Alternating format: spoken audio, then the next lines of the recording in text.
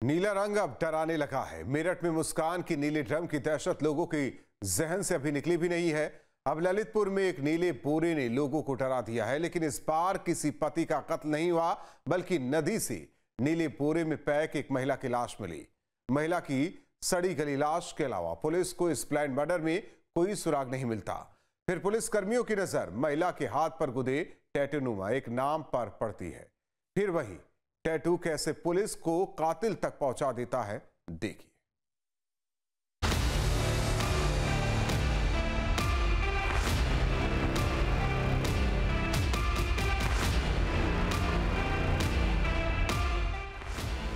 ललितपुर में एक शहजाद नदी बहती है। 16 जुलाई की रोज इसी नदी में मछली पकड़ने वाले एक मछुआरे की नजर एक नीले बोरे पर पड़ती है, जो बहकर बांध के भराव क्षेत्र में आ चुका था। इस नीले बोरे से काफी बदबू आ रही थी। जब इस नीले बोरे को पास जाकर मछुआरे देखते हैं तो उनके होश उड़ जाते हैं, क्योंकि उस नीले बोरे के अंदर एक महिला की लाश होती है। तुरंत इस गुमनाम लाश की खबर पुलिस को दी जाती है और पुलिस मौके पर पहुंच जाती है। नीले बोरे में पैक महिला की लाश पानी की वजह से फूल चुकी थी और उसमें कीड़े पड़ चुके थे। जिस नीले बोरे के अंदर लाश को डाला गया था वो भी फट चुका था। महिला की लाश आधी बोरे से बाहर निकल रही थी। लाश को देखकर आसानी से अंदाजा लगाया जा सकता था कि वो करीब 1 हफ्ते पुरानी है। कातिल ने महिला की लाश को 7 से 8 दिन पहले नदी में फेंककर ठिकाने लगाया होगा। क्योंकि महिला का चेहरा बुरी तरह से सड़ चुका था, लिहाजा लाश की पहचान करना भी मुश्किल काम था। पुलिस के पास एक सड़ी गली लाश के अलावा इस ब्लाइंड मर्डर में कोई ऐसा सबूत नहीं था जिसके जरिए महिला की उलझी मर्डर मिस्ट्री को वो सुलझा सके। मौके से फॉरेंसिक टीम ने सबूतों को इकट्ठा किया और महिला की लाश को पोस्टमार्टम के लिए भेजा गया। अब पुलिस के सामने बड़ा सवाल था, आखिर महिला की पहचान कैसे हो और महिला की कत्ल कर लाश को किसने यहाँ ठिकाने लगाया। इस दौरान पुलिस की नजर महिला के हाथ पर जाती है। महिला के हाथ पर दिल और आर जगदीश नाम का टैटू गुदा हुआ था। फिर क्या था, इसी टैटू के सहारे पुलिस ने महिला की पहचान की कोशिश शुरू की। इस हत्याकांड के खुलासे के लिए सर्विलांस, स्वाट टीम और अन्य टीमों को लगाया गया। टीमों ने 40 किलोमीटर दूर नदी किनारे के सभी गांवों में लाश के फोटो दिखाकर पूछताछ की। पिछले 15 दिनों के पूरे इलाके के सैकड़ों सीसीटीवी फुटेज को खंगाला गया। महिला के हाथ पर लिखे आर जगदीश नाम के शख्स की भी तलाश की गई। देखिए, आप लोगों को ज्ञात है कि एक महिला का शव जो है वो बोरी में मिला हुआ था डैम में, सजाद डैम में। जैसे ये मिला था, महिला की पहचान के लिए पूरे जनपद में उसको लगाया गया और फाइनली उस महिला की पहचान हुई थी। वो रानी नाम की महिला थी, जो कि बाढ़ थाना क्षेत्र में उनकी शादी हुई थी। उसके बाद ये घटना कैसे हुई, इसके अनावरण के लिए थाने की टीम, हमारी जो स्वाट की टीम है, सर्विलांस की टीम है, इन सबको लगाया गया था। और उसी के क्रम में जो है ये पता चला कि जो महिला है, इनका और इनके पति के बीच में विवाद चल रहा था, जिसको लेकर के ये महिला जो है, जो इनके गांव, जिनका ससुराल है, उसी गांव का एक जगदीश नामक व्यक्ति है, उसके साथ इनकी दोस्ती हो गई थी। उसके साथ ये पिछले 1 साल पहले भी ये उसके साथ चली गई थी रहने के लिए और लगातार उस जगदीश के साथ ही ये लोग रह रहे थे। पुलिस की तमाम कोशिशें रंग लाई और आखिरकार नीले बोरे से नदी से बरामद लाश की पहचान थाना बार इलाके के करमाई गांव की रहने वाली रानी रैकवार के रूप में हुई। पुलिस की जांच में पता चला कि 28 साल की रानी शादीशुदा थी और उसके 2 बच्चे भी थे, लेकिन वो कुछ महीने से ललितपुर में प्रेमी के साथ लिव इन रिलेशन में रहती थी। लाश की पहचान के साथ साथ महिला के हाथ पर टैटू नुमा गुदे हुए नाम आर जगदीश के सस्पेंस से भी पर्दा हट गया। मृतक रानी रैकवार जिस प्रेमी के साथ रह रही थी, उसी का नाम जगदीश था। रानी के परिवार वालों के अलावा ग्रामीणों ने भी रवि की हत्या का आरोप उसके प्रेमी जगदीश पर लगाया। जिसके बाद पुलिस ने आरोपी प्रेमी जगदीश को हिरासत में लेकर सख्ती से पूछताछ की तो उसके कबूलनामे के साथ रानी की हत्या की सारी कड़ियां एक ही झटके में जुड़ गईं और अवैध संबंधों के खूनी अंत की एक खौफनाक कहानी सामने आई, जिसमें पत्नी की बेवफाई थी, एक दोस्त की दगाबाजी और एक प्रेमी की खूनी साजिश। मध्य प्रदेश की रहने वाली रानी की शादी 10 साल पहले नरेंद्र के साथ हुई थी। नरेंद्र ललितपुर थाना बार के करमाई गांव का रहने वाला है। नरेंद्र खेती का काम करता है। शादी के बाद दोनों के 2 बेटे हुए, एक 5 साल का है, दूसरा 3 साल का है। गांव के रहने वाले जगदीश की दोस्ती नरेंद्र से थी। जगदीश अक्सर नरेंद्र के घर आता था। इस बीच 1 साल पहले नरेंद्र की पत्नी रानी का जगदीश से अफेयर हो गया। पति को छोड़कर रानी ने जगदीश के साथ रहने का फैसला किया। 4 महीने पहले रानी पति नरेंद्र और बच्चों को छोड़कर प्रेमी जगदीश के साथ गांव से 30 किलोमीटर दूर ललितपुर में रहने लगी। गांधीनगर मोहल्ले में दोनों किराए के मकान से पति पत्नी की तरह रहने लगे। यहाँ तक तो सब कुछ ठीक चल रहा था, लेकिन रानी और जगदीश के अवैध रिश्ते में खटास तब आई जब प्रेमी जगदीश की 2 महीने पहले टीकमगढ़ की एक लड़की से शादी तय हो गई। प्रेमी जगदीश की नवंबर में शादी होनी थी। जगदीश शादी के बाद भी रानी को साथ रखने को तैयार था, लेकिन रानी नहीं चाहती थी कि उसका प्रेमी जगदीश शादी करे। बस इसी बात को लेकर रानी और जगदीश में झगड़ा शुरू हो गया। जगदीश अपनी होने वाली पत्नी से फोन पर बात करता था, लेकिन रानी को ये अच्छा नहीं लगता था।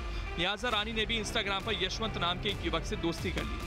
धीरे धीरे रानी अब यशवंत से प्यार करने लगी। दोनों में प्रेम प्रसंग शुरू हो गया।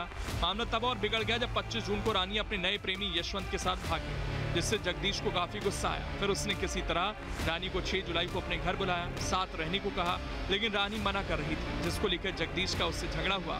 रानी पुलिस चौकी चली गई, जहां दोनों का राजीनामा हुआ। इसके बाद जगदीश ने रानी की हत्या की साजिश रची। 7 जुलाई को जगदीश ने रानी को फिर घर बुलाया। रानी भी जगदीश से मिलने आ गई। जगदीश ने पहले ही जहर की शीशी खरीद कर रखी हुई थी। दोनों ने साथ में खाना खाया। इसके बाद जगदीश ने कोल्ड ड्रिंक में जहर मिलाकर रानी को पिला दिया। जब रानी जहर से तड़पने लगी तो उसकी गला दबाकर हत्या कर दी। इसके बाद जगदीश ने रात को नीली प्लास्टिक की बोरी में शव को पैक किया। बोरी को बाइक पर बांधकर 10 किलोमीटर दूर शहजाद नदी में फेंक आया। जगदीश की अभी हाल ही में शादी जो है वो तय हुई थी।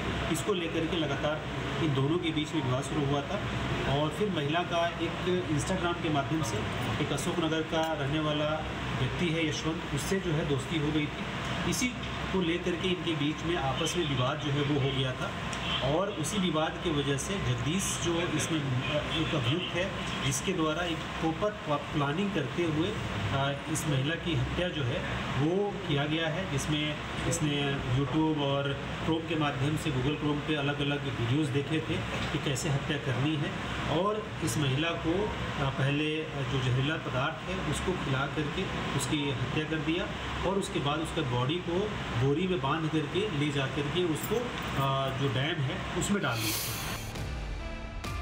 आरोपी प्रेमी जगदीश LLB फाइनल ईयर का छात्र है। प्रेमिका रानी की हत्या जगदीश ने पूरी प्लानिंग के साथ की। हत्या से पहले उसने YouTube और सोशल मीडिया पर हत्या के तरीके रिसर्च किए। इतना ही नहीं, जगदीश ने अपनी प्रेमिका रानी की हत्या करने के बाद पुलिस से बचने के लिए एक चाल भी चली। जगदीश ने रानी के इंस्टाग्राम अकाउंट से उसके नए प्रेमी यशवंत के साथ वीडियो पोस्ट किया, जिससे लगा कि रानी जिंदा है और यशवंत के साथ है।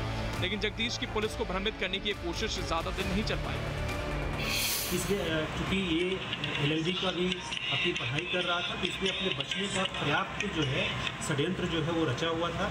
इसके द्वारा 7 तारीख को ही महिला की हत्या जो है वो कर दी गई थी, लेकिन महिला का जो मोबाइल फ़ोन है उस मोबाइल फ़ोन से इंस्टाग्राम पे 8 तारीख को अलग अलग टाइम पे जो है इसके द्वारा 5 रील जो है जो यशवंत और महिला का है उसको इसके द्वारा पोस्ट किया गया था, ताकि ये समझ में आए कि महिला जो है वो यशवंत के साथ है, इसके साथ नहीं है। तो एक व्यापक प्लानिंग जो है वो इसके द्वारा की गई थी, लेकिन हमारी पूरी टीम ने बहुत ही संवेदनशीलता के साथ और त्वरित रूप से काम करते हुए पूरा हमारी सर्विलांस स्वाट और पूरे थाने और हमारे CO साहब इन सबके द्वारा जो है बहुत मेहनत किया गया, और इसमें जो है इस जो बिल्कुल ही ब्लाइंड केस था इसका अनावरण जो है वो किया गया, और अभियुक्त को अरेस्ट करके इसको जेल भेजा जा रहा है।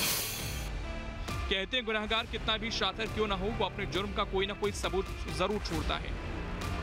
रेंट पे जो है ये हमारे नई कोतवाली थाना क्षेत्र के अंतर्गत नई बस्ती है, वहाँ पे रूम लेकर के उसी रूम में इसकी हत्या भी महिला के किया गया था, और उसी में ये रहते भी थे, ये जगदीश और ये महिला, उसी में इसकी हत्या की गई थी। और कोतवाली क्षेत्र से ही ये बोरा जो है इसके द्वारा लिया गया था, और कीटनाशक जो है जो भी जहरीला पदार्थ है वो खरीदा गया था, और जिस बाइक से महिला का शव जो है ले करके शहजाद डैम में नदी में डाला गया था उस बाइक को भी रिकवर कर लिया गया है। मोबाइल फ़ोन जो है वो भी रिकवर कर लिया गया है, और इसको हम लोग ऑपरेशन कन्विक्शन के तहत इसको मुकदमे को चिन्हित करके जल्द से जल्द इसको सजा भी कराने का हम लोग प्रयास करेंगे। गूगल और YouTube से हत्या करने के तरीके सर्च करने वाली हिस्ट्री और प्रेमिका के मोबाइल से उसके नए प्रेमी के साथ पोस्ट करने की चालबाजी ने ही इसके गुनाहों से पर्दा हटा दिया। इस केस में सबसे बड़ी भूमिका मृतक रानी के हाथ में छपे टैटू ने निभाई, जिसने शुरुआत में ही कातिल का नाम बता दिया था। क्राइम कंट्रोल के लिए टीम न्यूज़ स्टेट।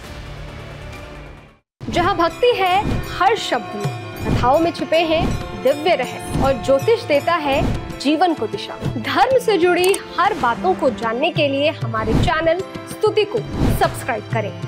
चैनल पर जाने के लिए इस लिंक पर क्लिक करें।